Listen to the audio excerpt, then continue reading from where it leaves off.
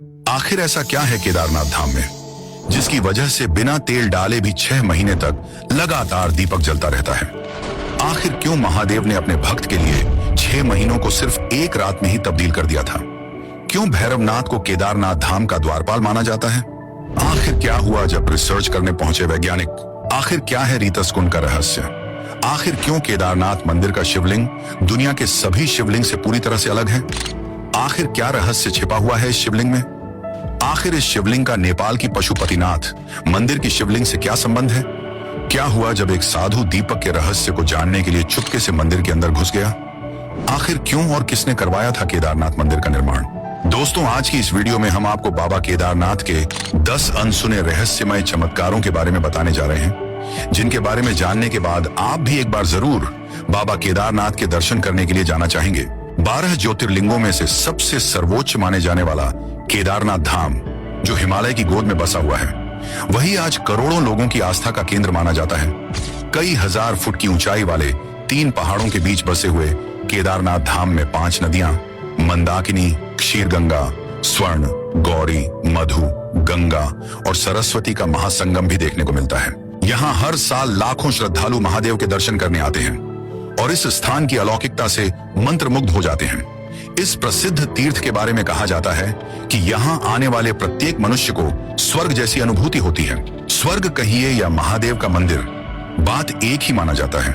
लेकिन क्या आपको पता है केदारनाथ धाम से जुड़ी कई पौराणिक कथाएं प्रचलित हैं, जिनसे यह पता चलता है कि केदारनाथ धाम कोई सामान्य धाम नहीं है। लेकिन दोस्तों, ऐसा बताया जाता है कि आने वाले समय में केदारनाथ धाम विलुप्त हो जाएगा और इसका जिक्र भी हमारे धार्मिक ग्रंथों में भी किया गया है। यहाँ सवाल ये उठता है कि आखिर महादेव का गढ़ कहाँ जाने वाला है और केदारनाथ कैसे विलुप्त हो सकता है? आखिर ऐसी कौन सी घटना घटने वाली है जिसके चलते केदारनाथ धाम हमेशा हमेशा के लिए धरती से विलुप्त हो जाएगा? इन सभी के बारे में आज हम आपको इस वीडियो में विस्तार से बताने जा रहे हैं। साथ ही इस मंदिर के कई ऐसे रहस्य हैं जिनके बारे में शायद ही कोई जानता होगा, उनसे भी आज हम आपको रूबरू करवाने वाले हैं। इसलिए दोस्तों, ये वीडियो काफी इंटरेस्टिंग होने वाली है। अगर आप एक सच्चे सनातन प्रेमी हैं तो एक बार इस वीडियो को अंत तक जरूर देखना। नंबर 1, मंदिर में इस्तेमाल किए गए पत्थरों का रहस्य। दोस्तों, केदारनाथ धाम मंदिर में इस्तेमाल किए गए पत्थर आज भी श्रद्धालुओं और वैज्ञानिक के लिए रहस्य बने हुए हैं। केदारनाथ मंदिर भूरे रंग के विशाल पत्थरों और विशालकाय शिलाखंडों को जोड़कर बनाया गया है।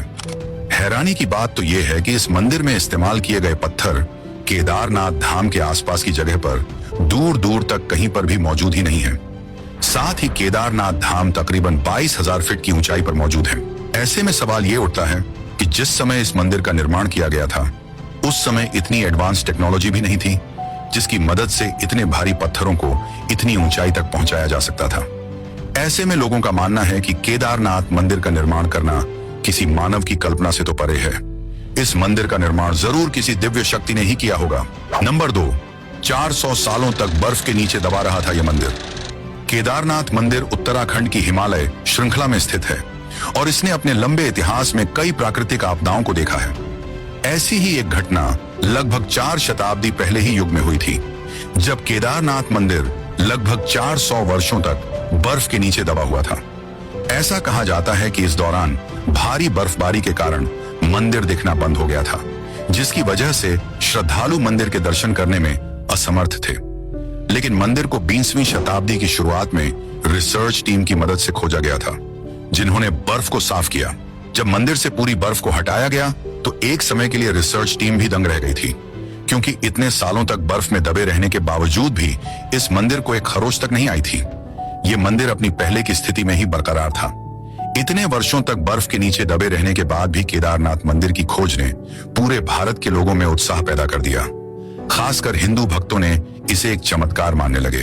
नंबर 3, भीमशिला खंड का रहस्य। मंदाकिनी नदी के किनारे बसे केदारनाथ मंदिर का 2013 में आई प्रलय के बाद बचना किसी चमत्कार से कम नहीं है। इस विनाश में सब कुछ खत्म हो गया था। सन 2013 में प्रकृति ने अपना इतना भयानक रौद्र रूप दिखाया था, जिससे न सिर्फ उत्तराखंड बल्कि पूरे भारत को रुलाकर रख दिया था। ये बात किसी से भी छुपी नहीं कि 2013 में कितनी भयानक आपदा आई थी। बाबा केदारनाथ के दर्शन के लिए न जाने कहां कहां से दर्शन के लिए लोग आए थे, लेकिन इस प्रलय ने 6000 से भी ज्यादा जिंदगियों को तबाह कर दिया था और घायलों की संख्या तो पूछिए ही मत। उस वक्त ऐसा लग रहा था मानो मंदाकिनी नदी सब कुछ अपने साथ बहा ले जाने के लिए आतुर हो। लेकिन फिर कुछ ऐसा हुआ जिसमें स्वयं महाकाल ने अपनी उपस्थिति का मनुष्य को एहसास कराया। जब मंदाकिनी अपने उफान पर थी तो ऐसा लग रहा था कि बाबा के मंदिर को भी अपने साथ बहा कर ले जाएगी। लेकिन उसी बहाव के साथ आया एक शिलाखंड, मानो ढाल बनकर मंदिर के समक्ष खड़ा हो गया हो। यह विशालकाय शिलाखंड पानी के साथ रोल होते हुए आया और मंदिर से सिर्फ 10 मीटर दूर पहुंचने के बाद अचानक से रुक गया, जिसकी वजह से पानी का तेज बहाव मंदिर को छोड़कर मंदिर के दोनों तरफ से बहने लगा। इस शिलाखंड की वजह से मंदिर का बाल तक बांका ना हो सका। उस समय मंदिर में मौजूद सभी लोगों ने यह मान लिया था कि उनका बचना अब संभव नहीं है। लेकिन इस शिलाखंड की वजह से 500 से भी ज्यादा लोगों की जान बच गई थी। अब इसे चमत्कार कहे या संयोग, परंतु आस्था रखने वालों के लिए यह महाकाल की लीला ही तो है। पानी के साथ बहकर आई इस शिला का नाम भीमशिला रखा गया है। केदारनाथ आने वाले भक्त इस शिला की भी पूजा और अर्चना करते हैं। यह शिला मंदिर के परिक्रमा मार्ग के बिल्कुल पीछे है। जब वैज्ञानिक इस भीमशिला पर रिसर्च करने के लिए निकले तो उन्होंने आधुनिक यंत्रों द्वारा इस भीमशिला को हिलाने की बहुत कोशिश की, लेकिन वैज्ञानिक इस भीमशिला को टस से मस्तक नहीं कर पाए। इस शिला पर रिसर्च करने के बाद यह पता चला कि यह विशालकाय शिला लगभग 5000 साल से भी अधिक पुरानी है। अब बहुत से लोग ये बोलेंगे कि जिस तरह से इस भीमशिला के चमत्कार की वजह से 500 लोगों की जान बच गई, उसी तरह से महादेव ने अन्य और लोगों की भी जान को क्यों नहीं बचाया?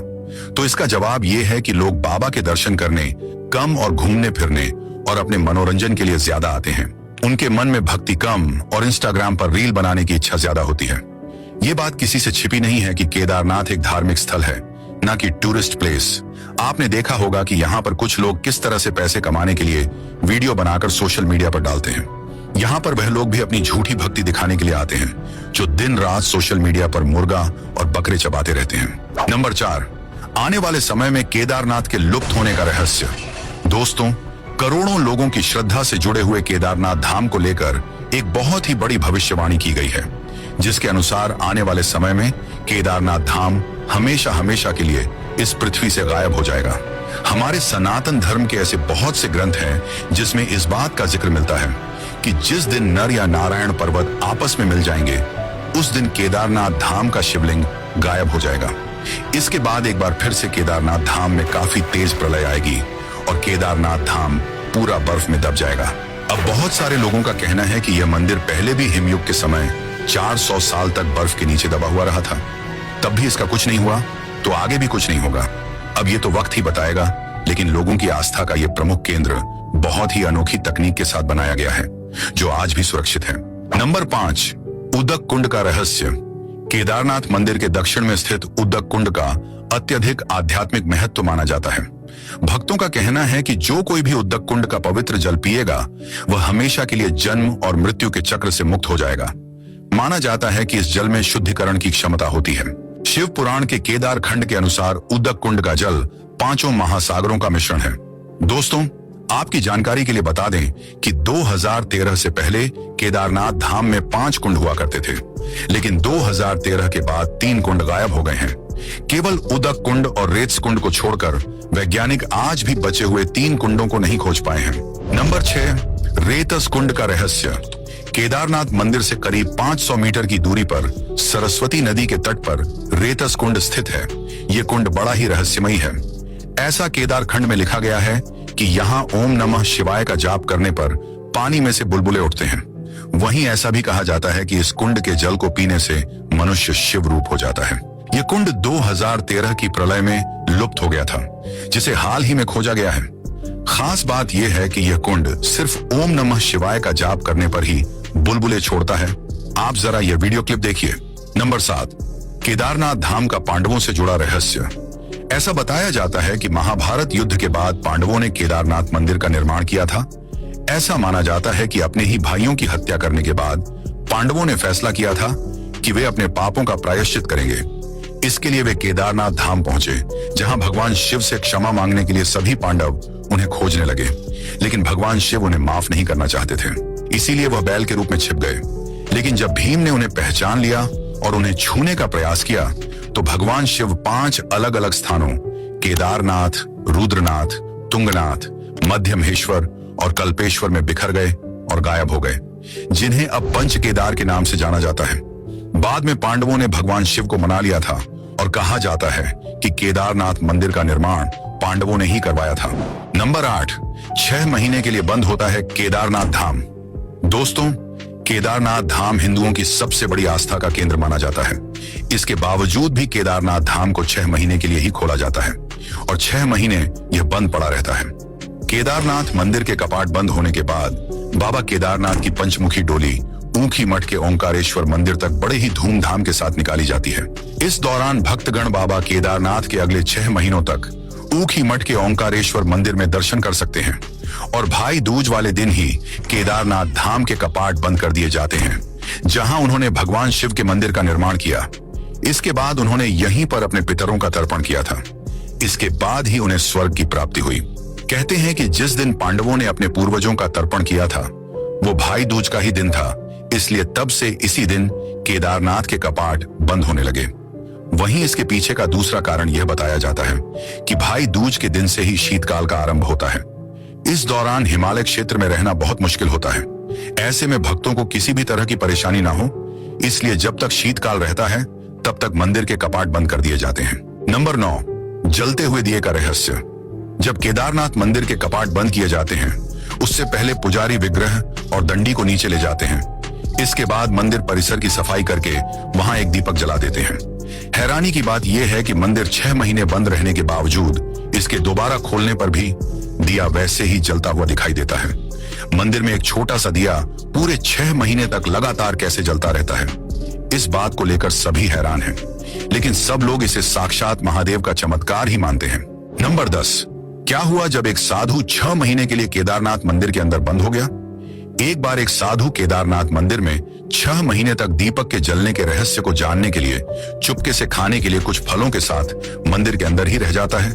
इसके बाद मंदिर के द्वार बंद हो जाते हैं। साधु भगवान से बोलता है, क्षमा करें भगवान, मैं रहस्य जानना चाहता हूँ। और जैसे जैसे दिन बीतते हैं और धीरे धीरे फल खत्म हो जाते हैं, साधु भूख से बहुत परेशान होने लगता है। साधु अपने साथ लाए गए फलों से केवल 4 दिनों तक ही अच्छे से गुजारा कर पाता है, लेकिन इसके बाद फल खत्म हो जाते हैं। अब साधु के पास खाने के लिए कुछ भी नहीं बचा था और अब वह भूख के मारे तड़पने लगा था। निराश होकर साधु कहता है, हे प्रभु, क्या मैं अब यहीं पर मर जाऊंगा। थक हार कर फिर साधु की नींद लग जाती है, लेकिन जब साधु उठा तो उसे कुछ ऐसा दिखा जिसे देखकर उसके होश उड़ गए। उसने देखा कि उसके आसपास ताजे फल बिखरे पड़े हैं, दीपक भी जल रहा है और तेल से भरा हुआ है। इसके बाद साधु की ऐसी नींद लगती है कि वह 6 महीने बाद ही खुलती है। 6 महीने बीत जाते हैं और फिर मंदिर के द्वार खुलते हैं। तब लोग हैरान होकर बोलते हैं, ये साधु कौन है। साधु कमजोर आवाज में बोलता है, मैंने भगवान का चमत्कार देखा है। सीसीटीवी कैमरा की फुटेज देखने पर पता चलता है कि कोई अदृश्य शक्ति फल लाती थी और दीपक में तेल डालती थी। तो दोस्तों, ये थे केदारनाथ मंदिर से जुड़े हुए कुछ अनोखे रहस्य, जिनके बारे में आज आपको इस वीडियो में जानने को मिले। उम्मीद करते हैं आपको यह वीडियो पसंद आई होगी।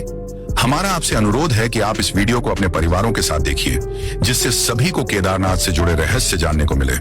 कुछ भी कहो, लेकिन केदारनाथ धाम में स्वयं महादेव विराजमान है। इस बात को हर साल वहां जाने वाले लाखों श्रद्धालु मानते हैं।